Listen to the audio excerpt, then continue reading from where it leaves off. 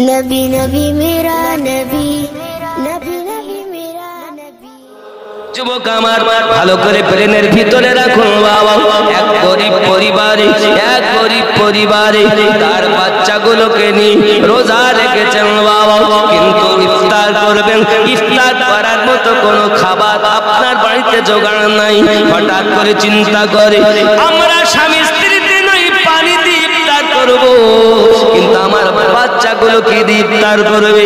আমি বাপ তাদের যদি খেতে না দিতে পারি, ইফতারের খাবার জোগাড় না করতে পারি, তাহলে তো বেকার হয়ে যাবে। ও যুবকেরা, আমার নবী সাল্লাল্লাহু আলাইহি ওয়াসাল্লাম রোজাদারের বড় বরকত বর্ণনা করেছেন। যাই হোক না কেন, এমন সময়তে এই চিন্তা ভাবনা করে ওই মুসলমান ভাই তার এক বন্ধুর কথা মনে পড়ে, ধনী ব্যক্তি, তার কাছে যাইয়া বলে, ভাই আমি তোমার বন্ধু, বলো কি হয়েছে? কয়েক ঘন্টা পরে ইফতার হবে, আমার বাচ্চাগুলো রোজা রয়েছে, এজন্য আপনার কাছে এসেছি, কিছু টাকা যদি ধার দিতেন আমি পরে পরিশোধ করে দেব। এখন ধনী বন্ধু, তার টাকার গরম আছে বাবা, চিন্তা করে টাকা দিলে শোধ করবে কেমনে, দিতে চাই না, এমনকি তাকে ফিরিয়ে দেয়। যাও, আমি তোমাকে কিছু দিতে পারবো না। সোনা মানিকেরা আমার, এখন মনের ভিতরে চিন্তা, মনের ভিতরে দুঃখ নিয়ে রাস্তা দিয়ে ফিরে আসতেছে বাবা।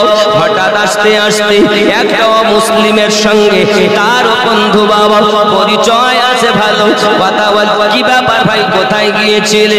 গিয়েছিলাম একটু দরকারে, বলো না কি হয়েছে, মনটা কেন খারাপ? সঙ্গে সঙ্গে বলে ফেলে, ভাই রে তুই আমার কলেমার ভাই নো, তুমি হলে মুসলিম, আমি হলাম মুসলমান, তবে আমার মনের দুঃখ কি বলবো ভাই, জেনে রাখো আমার স্ত্রী রোজা, আমিও রোজা, আমার বাচ্চাগুলো রোজা রয়েছে, ইফতারির ব্যবস্থা করতে হবে, খাবার জোগাড় করতে হবে, বাড়িতে খাবার নাই গো ভাই, এই জন্য বড় চিন্তায় চিন্তিত। ওই মুসলিম বন্ধুটা বলে, ভাই রে আমি যদি তোমাকে টাকা পয়সা দেই, তুমি কি আমার টাকা গ্রহণ করবে? কলেমা পড়নেওয়ালা মুসলমান, তিনি দেখেন উপায় তো আমার নাই, তবে আপনার টাকা তার কাছ থেকে নিলেন, ধার নিলেন বাবা, তার কাছ থেকে ধার নিলেন, ওই টাকা নিয়ে বাজার থেকে খাবার কিনে, বাজার থেকে আপনার কিনা নিয়ে এসে আপনার কিনা ইফতারির আয়োজন করেছেন, খাবার ব্যবস্থা করেছেন। ওরে আমার সোনা মানিকেরা, আল্লাহর হাবিব সাল্লাল্লাহু আলাইহি ওয়াসাল্লাম বলেন,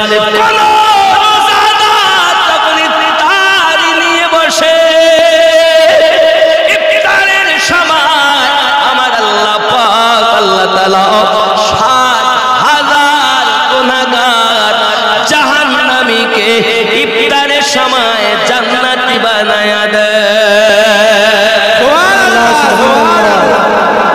প্রতিদিন ৬০,০০০ করে। আর যেদিন শেষ ইফতার হয়, এখন মনে করুন ৬০,০০০ করে যদি হয়, তাহলে ২৯ দিন হয়ে গেছে, এখন ২৯ ৬০ কত হয় হিসাব করে দেখেন। ২৯ ৬০ যদি হয়, তাহলে প্রায় কত, হিসাব করে বল। যাই হোক, হাদিস শরীফে এসেছে ওই শেষ দিন, এই প্রথম থেকে শেষ পর্যন্ত যত মাপ হয়েছে, শেষের ইফতারে, শেষ ইফতারে আল্লাহ ওই শেষ ইফতারে ততগুলো মাপ দিয়ে দেন, প্রথম থেকে ২৯ পর্যন্ত যতটা মাপ হয়েছে একদিনে ততটা মাপ করে। সুবহানাল্লাহ, সুবহানাল্লাহ। কত?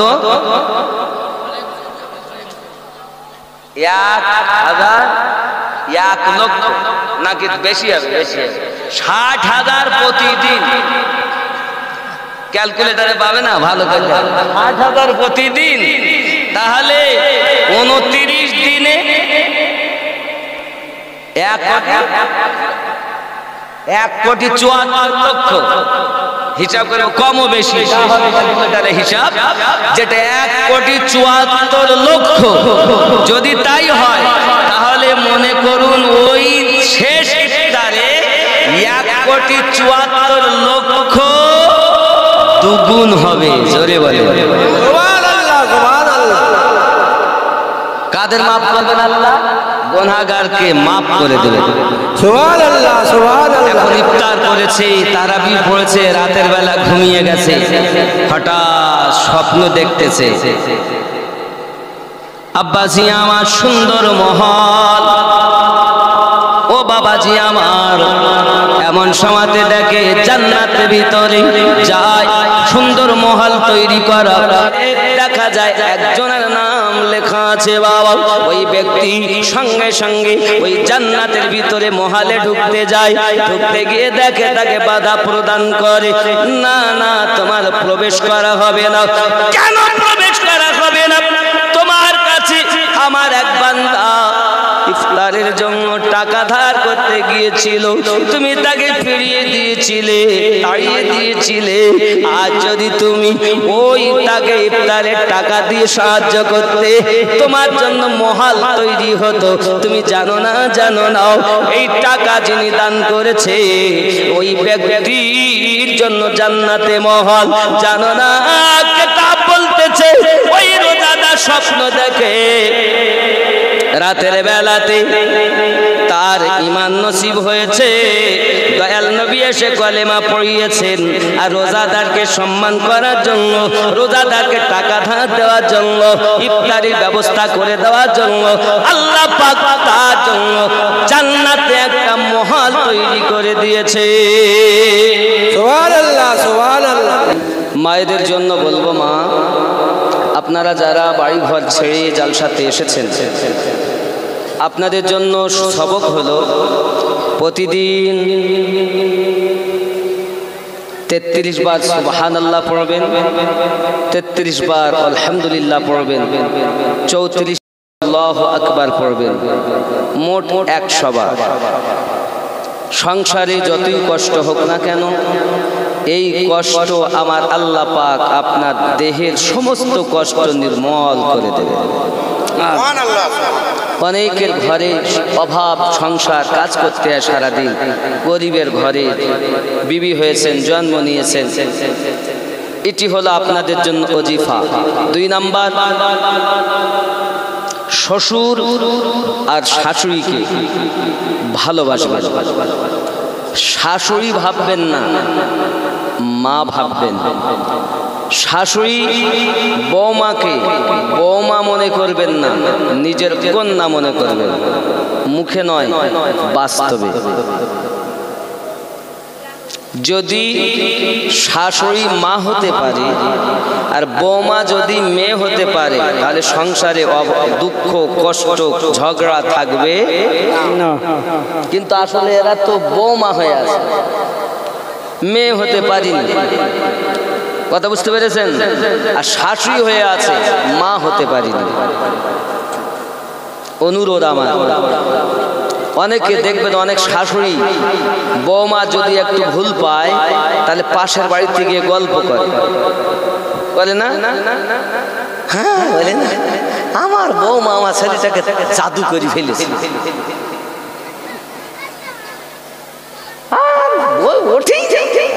বেলা 8টা বাজিয়ে দেয়, উঠতে গল্প করে। নিজের মেয়ে বেড়াতে এসে রাত দিন 10টা অবধি শুয়ে থাকে, একবারও পাশের বাড়িতে গিয়ে বলে না যে আমার বিটি 10টা পর্যন্ত ঘুমিয়েছে, বা আমার মেয়ে এই ভুল কাজ করেছে, বলে না। এই ঠিক বলছি না ভুল বলছি? আসলে মনে এত শয়তানি হবে কেন? শাশুড়ি নয়, মা হয়। আর বৌমাদের বলি, কারণ আমি এক প্রীতি বিচার করি না, বৌমাদের বলি। দেখবেন অনেক বৌমা আছে, নিজের মা এলে যে যত্ন করে, নিজের বাপের বাড়ির আত্মীয় এলে যে যত্ন করে, স্বামীর বাড়ির আত্মীয় এলে বলো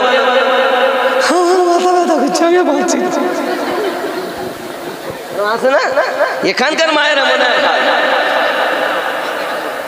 এরা খুব যত্ন করে, মানে ও নিজের মা এলে রাত 11টায় যদি রান্না করতে বলে কষ্ট হবে না, কিন্তু স্বামীর মা যদি রাত 8টায় বলে বৌমা আমার শরীরটা খারাপ, দুটো রুটি খাও, ওখানে আছে খেলাম রুটি বানিয়ে খাও না, তার মানে এ বৌমা হয়ে এসেছে। হাত ধরে বলি মা, মেয়ে হয়ে এসো, স্বামীর ঘরে এসেছো বউ হয়ে, আর এখান থেকে বার হবে লাশ হয়ে। এজন্য অনুরোধ আপনাদের কাছে, বৌমাকে বুঝতে হবে এটা আমার শাশুড়ি নয়, নিজের গর্ভে ধারিনী মায়ের থেকেও আপন। কথা বুঝেছেন? আর যারা শাশুড়ি তারা নিজের বৌমাকে নিজের মেয়ের থেকেও আপন ভাবতে হবে, কারণ আপনি আপনার বৌমাকে কষ্ট দিবেন, আপনার বিটিকেও ওখানে কষ্ট পেতে হবে। जैसी करनी वैसी भरनी, যেমন কর্ম তেমন ফল। আপনি মনে করছেন দেখবেন নিজের ছেলে যদি বৌমাকে নিয়ে বেড়াতে যায় তা শাশুড়ির মুখ ভার হয়ে রয়েছে, আর যেই ফোন করে বলছে মা আমরা তোমার জামাই আর আমি বেড়াইতে এসেছি, বিশাল হাসতে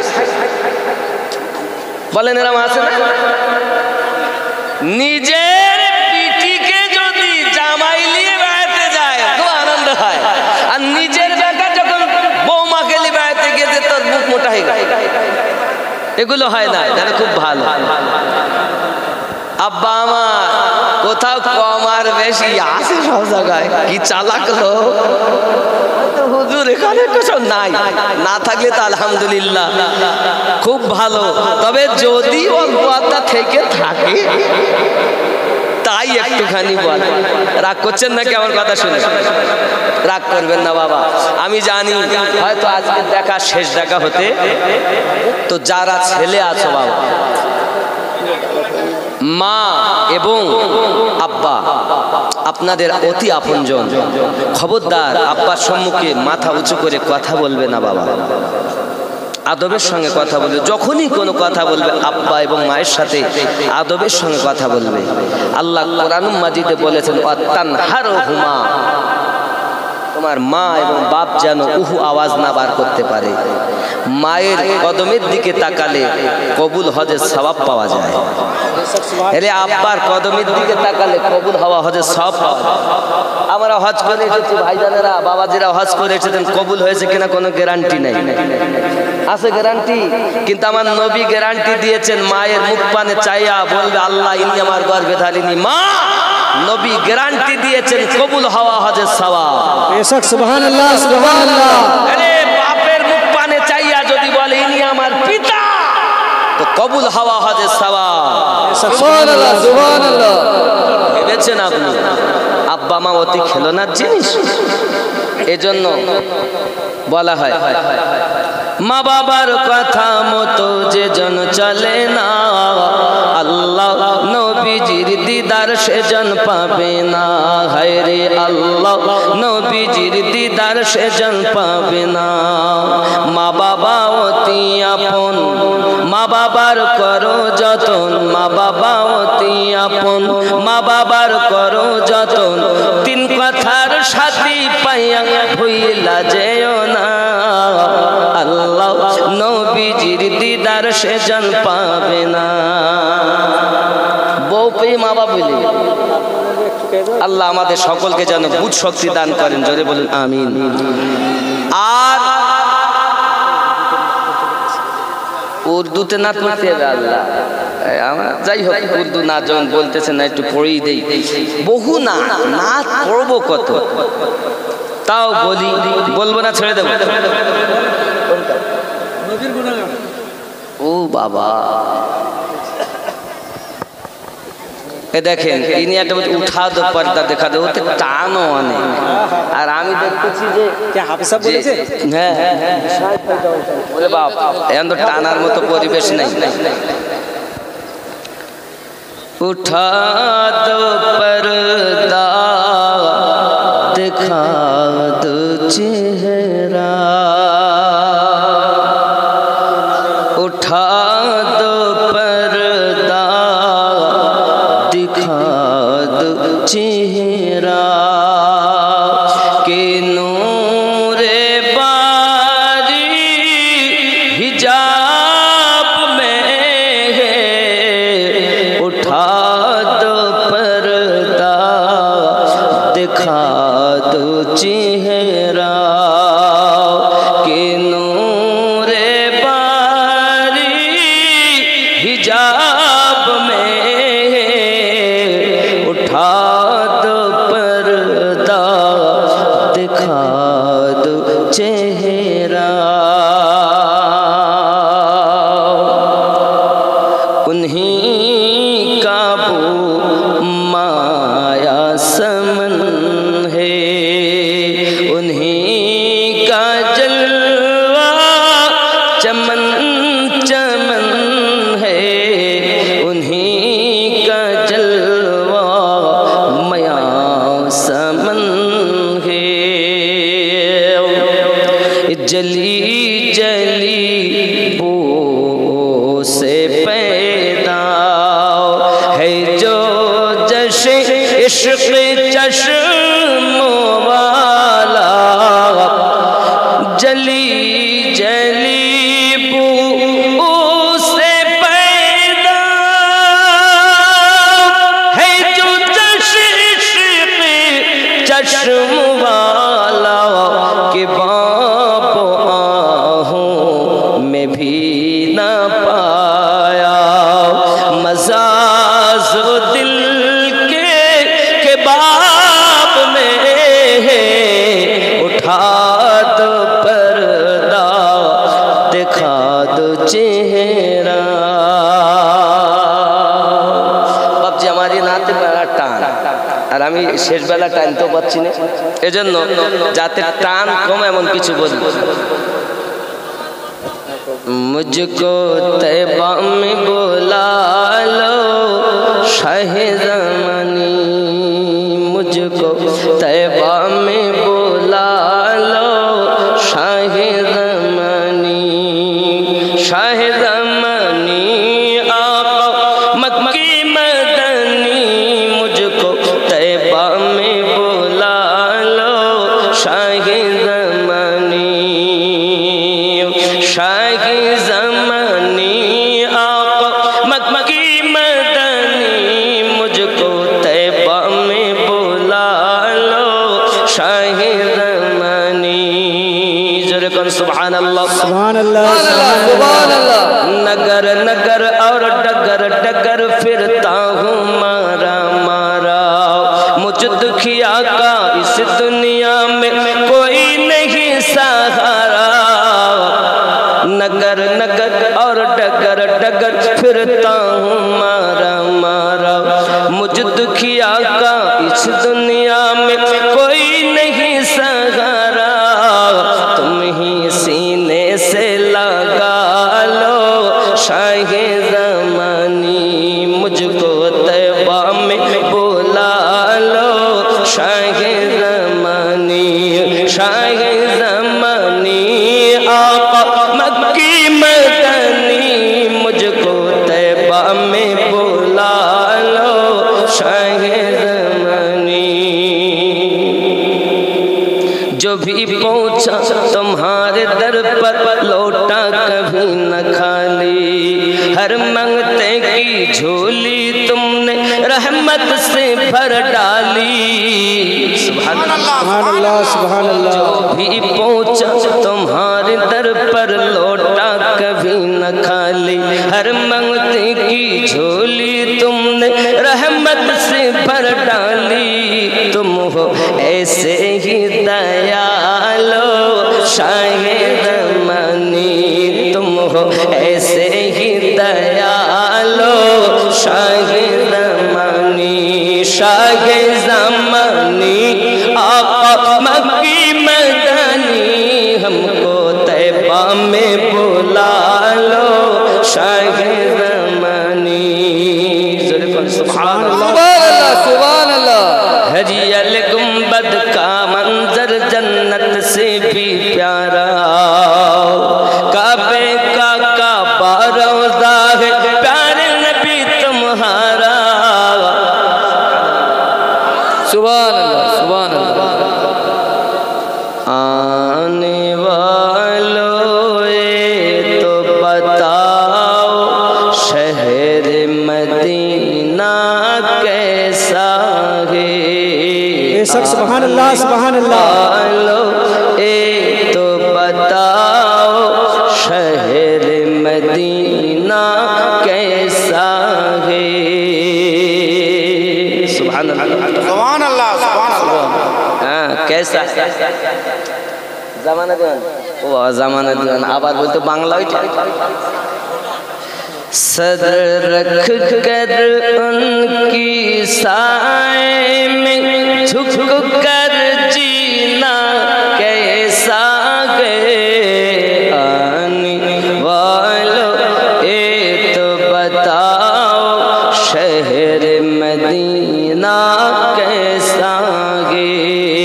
आँखों को जो ठंडक बख्शे आँखों को जो ठंडक बख्शे गुंबद खतरा ऐसा गए आने वालों ये तो बताओ शहर मदीना कैसा गे।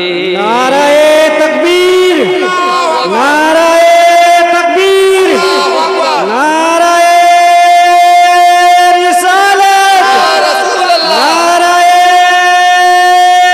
रिसालत मसला के आला हजरत मसला के आला हजरत सरकार हुजूर मुजाहिदे मिल्लत सरकार हुजूर मुजाहिदे मिल्लत। पांच नारा पंजतन का एक नारा है दरी या अली या अली। पांच नारा पंजतन का एक नारा है दरी अली अली माँ फतेमा या अली। हजी अली गुंबद के साए में बैठ कर तुम तो आए हो। हजी अली गुंबद के साए में बैठ के तुम तो आए हो। उस साए में रब के आगे उस साए में रब के आगे सजदा करना कैसा गए आने वालों ये तो बताओ शहर मदीना कैसा है। जोरे बोलो सुभान अल्लाह सुभान अल्लाह। দেখা যায় একজনের নাম লেখা আছে বাবা ওই ব্যক্তি সঙ্গে সঙ্গে ওই জান্নাতের ভিতরে মহালে ঢুকতে যায় ঢুকতে গিয়ে দেখে তাকে বাধা প্রদান করে না না তোমার প্রবেশ করা হবে না। কেন প্রবেশ করা হবে না? তোমার কাছে আমার এক বান্দা ইফতারের জন্য টাকা ধার করতে গিয়েছিল তুমি তাকে ফিরিয়ে দিয়েছিলে তাড়িয়ে দিয়েছিলে। আজ যদি তুমি ওই তাকে ইফতারের টাকা দিয়ে সাহায্য করতে তোমার জন্য মহাল তৈরি হতো। তুমি জানো না এই টাকা যিনি দান করেছে ওই ব্যক্তির জন্য জান্নাতে মহাল। জানো না কিতাব বলতেছে ওই রোজাদার স্বপ্ন দেখে রাতের বেলাতে তার ঈমান নসিব হয়েছে। দয়াল নবী এসে কলেমা পড়িয়েছেন আর রোজাদারকে সম্মান করার জন্য রোজাদারকে টাকা ধার দেওয়ার জন্য ইফতারির ব্যবস্থা করে দেওয়ার জন্য আল্লাহ পাক তার জন্য জান্নাতে একটা মহল তৈরি করে দিয়েছে। সুবহানাল্লাহ সুবহানাল্লাহ। ইয়া নবী সালাম या रसूल सलाम अलैका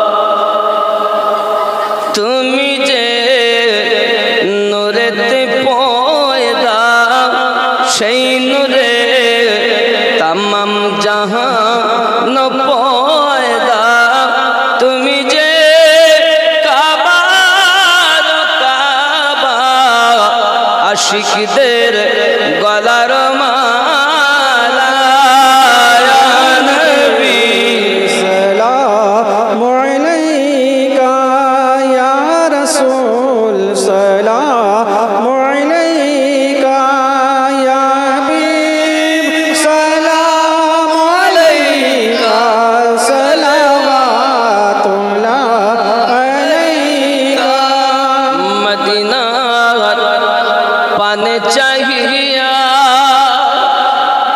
कदीजे गजल गैया दियो गो पर्दा उठाया देखिबो नयन भरिया या नबी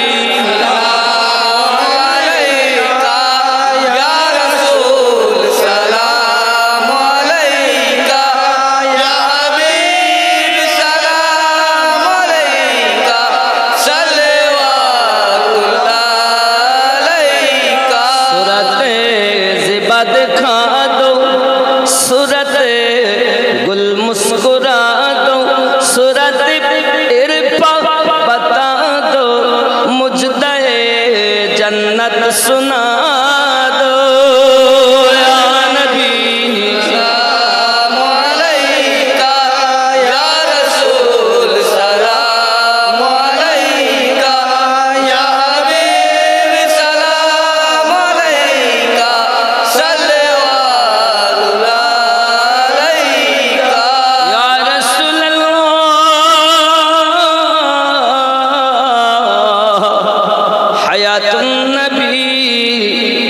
আসেন মদিনা কত আশিকে রাসূল রওজায় আসে যায় সদামুন আসে বেকুল হায় আমরা যে কবে যাব মদিনা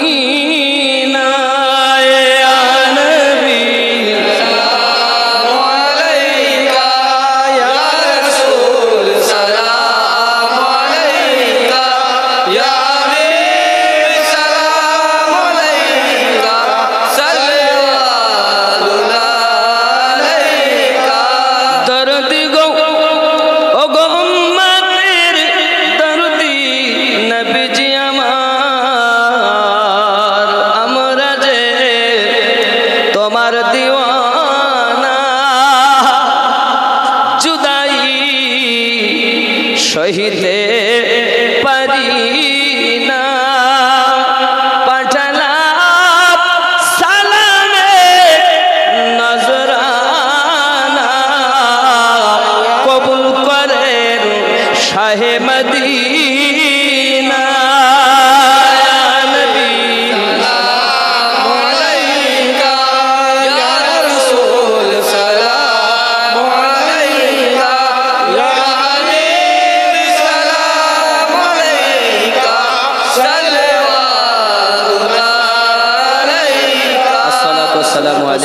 या रसूल अल्लाह सल्लल्लाहु अलैहि वसल्लम नबी अल्लाह अस्सलातु वस्सलामु अलैका या हबीब अल्लाह अस्सलातु वस्सलामु अलैका जनाब मुहम्मद सल्लल्लाहु अलैहि वसल्लम बसुन बालागुल उला बिकमालिही যারা বাইরে দাঁড়িয়ে আছেন সবাই ভিতরে চলে আসবেন দোয়া হবে বাবা অনেক রাত হয়েছে দীর্ঘক্ষণ সময় আপনারা দিয়েছেন আব্বা আমার তওবা করুন আর আল্লাহ পাকের কাছে ক্ষমা ভিক্ষা করুন কারণ জানি না কার জীবনে শেষ জলসা এজন্য বলা হয়েছে বিফাদলিল্লাহি ওয়া বিরহমাতিহি ফাবিযালিকা ফালিয়াফরাহু হুয়া খায়রুম মিম্মা ইয়াজমাউন নবী আপনি বলে দিন আল্লাহ পাকের ফজল ও রহমত পেয়ে তোমরা আনন্দিত হয়ে যাও সুবহানাল্লাহ সুবহানাল্লাহ আনন্দিত হলে কি হবে আমার আল্লাহ পাক বলেন হুয়া খায়রুম মিম্মা ইয়াজমাউন আমি আল্লাহ पाक के उससे बेहतर है जो वो जमा करते हैं आज जा जमा करे रेखেছো নেকি আমি আল্লাহ তাআলা তার থেকে বেশি উজুর তোমাদের দান করব সুবহানাল্লাহ বাবাজি আমার আরো বলা হয়েছিল একটি সহিহ বুখারীর হাদিস, যেটি বলা হয়েছে একদিন এক আদমি নবী করিম সাল্লাল্লাহু আলাইহি ওয়াসাল্লাম से पूछा, একদিন এক ব্যক্তি নবী পাক সাল্লাল্লাহু আলাইহি ওয়াসাল্লামকে জিজ্ঞাসা করলেন कि कौन सा इस्लाम बेहतर है, ইসলামের ভিতরে কোন জিনিসটা ভালো। फरमाया तुम खाना खिलाओ। नबी पाक सल्लल्लाहु अलैहि वसल्लम बोले तुम्हारा खाना खाओ, और जिसको पहचानो उसको भी और जिसको ना पहचानो उसको भी, अलगर्ज सबको सलाम करो। जोरे बोले खाना খাওয়াচ্ছেন বিরানি করে, অনেকে বলবে এ বেদাত শিরক। আমার নবী সহিহ বুখারীর কিতাবুল ঈমানে 12 নম্বর হাদিসে বলেন ইসলামের ভিতরে সবথেকে উত্তম কাজ হলো মানুষকে খানা খাওয়ানো। সুবহানাল্লাহ সুবহানাল্লাহ। আস্তাগফিরুল্লাহ রাব্বি মিন কুল্লি যামবি ওয়া আতুবু ইলাইহি লা ইলাহা ইল্লাল্লাহু মুহাম্মাদুর রাসূলুল্লাহ সাল্লাল্লাহু আলাইহি সাল্লাম। যে যেখানে আছেন কণ্ঠের আওয়াজ শুনছেন সবাই দুআয় শামিল হন। আল্লাহুম্মা আমিন।